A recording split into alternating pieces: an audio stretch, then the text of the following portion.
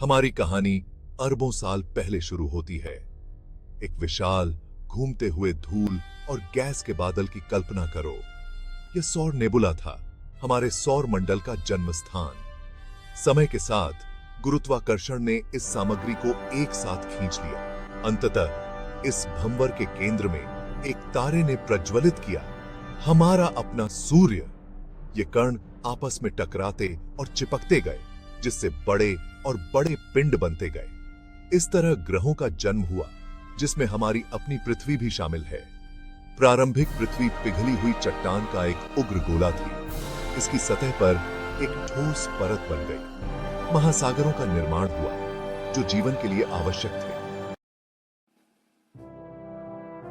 पृथ्वी की पपड़ी एक एकल ठोस खोल नहीं थी। यह विशाल प्लेटों में टूटा हुआ था, जो नीचे के अर्ध पिघले हुए मेंटल पर तैरती थी।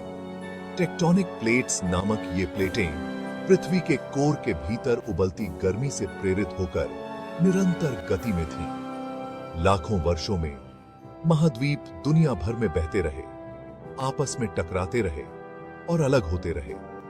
जब महाद्वीप आपस में टकराते थे, तो हिमालय जैसी पर्वत श्रृंखलाएं ऊपर की ओर उठती थीं। इन प्लेटों के किनारों पर ज्वालामुखी फट पड़े, जिससे लावा और राख वायुमंडल में फैल गई। टेक्टोनिक प्लेटों की गति केवल भूमि को आकार देने के बारे में नहीं थी, इसने पृथ्वी की जलवायु को नियंत्रित करने में भी महत्वपूर्ण भूमिका निभाई। महाद्वीपों के खिसकने से समुद्री धाराएं और हवा के पैटर्न प्रभावित हुए, जिससे दुनिया भर में तापमान और वर्षा प्रभावित हुई। इस निरंतर भूगर्भीय नृत्य ने पृथ्वी की सतह को आकार दिया, जिससे आज हम विविध परिदृश्य देखते हैं। यह एक गतिशील प्रक्रिया थी, जो आज भी जारी है, जो हमारे ग्रह की बेचैन प्रकृति का प्रमाण है। लगभग 230 मिलियन वर्ष पहले पृथ्वी के इतिहास में एक आकर्षक अध्याय शुरू हुआ, डायनासोर का शासन। ये अविश्वसनीय जीव आकार और आकार की एक चमकदार सरणी में विकसित हुए। शक्तिशाली टायरानोसोरस रेक्स से लेकर लंबी गर्दन वाले ब्राचियोसोरस तक, डायनासोर ने 180 मिलियन से अधिक वर्षों तक पृथ्वी पर शासन किया। एक ऐसा काल जिसे मेसोजोइक युग के रूप में जाना जाता है। इस समय के दौरान पृथ्वी गर्म और आर्द्र थी, जिसमें हरे भरे जंगल अधिकांश भूमि को कवर करते थे। डायनासोर इस वातावरण में पनपे प्रमुख भूमि वाले जानवर बन गए, लेकिन उनका शासन हमेशा के लिए नहीं रहना था। लगभग 66 मिलियन वर्ष पहले एक प्रलयकारी घटना घटी।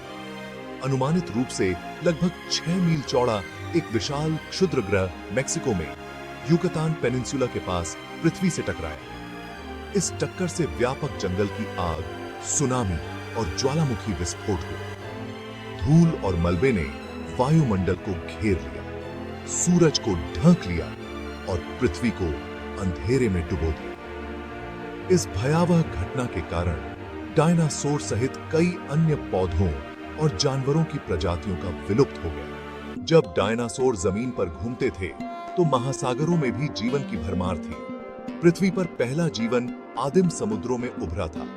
ये प्रारंभिक रूप सरल, एकल कोशिका वाले जीव थे। वे सूर्य के प्रकाश का उपयोग करके पोषक तत्वों से भरपूर पानी में पनपे। समय के साथ इन जीवों ने ऑक्सीजन को वायुमंडल में छोड़ा। लाखों सालों में महासागरों में जीवन अधिक विविध होता गया। शैवाल, जेलीफिश और मछली के पूर्वज विकसित हुए। ये पारिस्थितिक तंत्र आज की जैव विविधता की नींव रखते हैं। भाग 5, the great freeze, ice age grip the earth. पृथ्वी के पूरे इतिहास में जलवायु लगातार बदलती रही है। सबसे नाटकीय जलवायु घटनाओं में से एक हिमयुग था। सबसे हालिया हिमयुग लगभग 2.6 मिलियन वर्ष पहले शुरू हुआ था। इस समय के दौरान ग्लेशियर कई बार आगे बढ़े और पीछे हटे।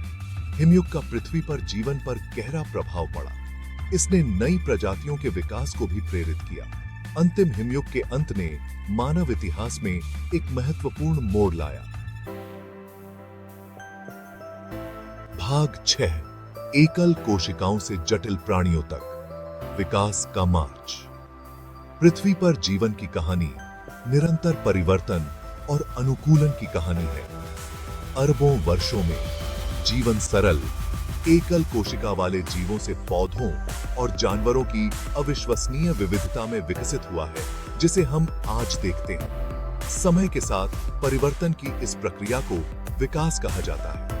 विकास प्राकृतिक चयन द्वारा संचालित होता है, वह प्रक्रिया जिसके द्वारा जीवों को उनके वातावरण के अनुकूल लक्षणों के साथ जीवित रहने और प्रजनन करने की अधिक संभावना होती है। ये लाभप्रद लक्षण उनकी संतानों को दिए जाते हैं। समय के साथ आबादी में अधिक सामान्य होते जाते हैं। पृथ्वी पर जीवन का विकास अविश्वसनीय मील के पत्थर से चिह्नित किया गया है। प्रकाश संश्लेषण के विकास ने जीवों को सूर्य के प्रकाश से ऊर्जा का दोहन करने की अनुमति दी। बहुकोशिकीय जीवों के विकास ने ऊतकों, अंगों और जटिल शरीर योजनाओं के विकास का मार्ग प्रशस्त किया। एकल कोशिकाओं से जटिल प्राणियों तक जीवन की यात्रा प्राकृतिक चयन की शक्ति और लगातार बदलती दुनिया में जीवन की अनुकूलन और विकास करने की उल्लेखनीय क्षमता का प्रमाण है।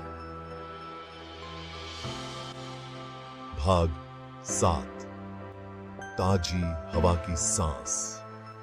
वायुमंडल बदल जाता है।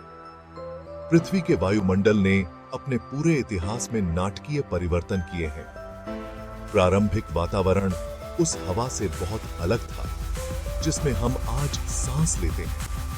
यह ज्यादातर मीथेन, अमोनिया और कार्बन डाइऑक्साइड जैसी गैसों से बना था, जिसमें बहुत कम ऑक्सीजन थी। प्रकाश संश्लेषण का विकास पृथ्वी के वायुमंडल के लिए एक गेम चेंजर था।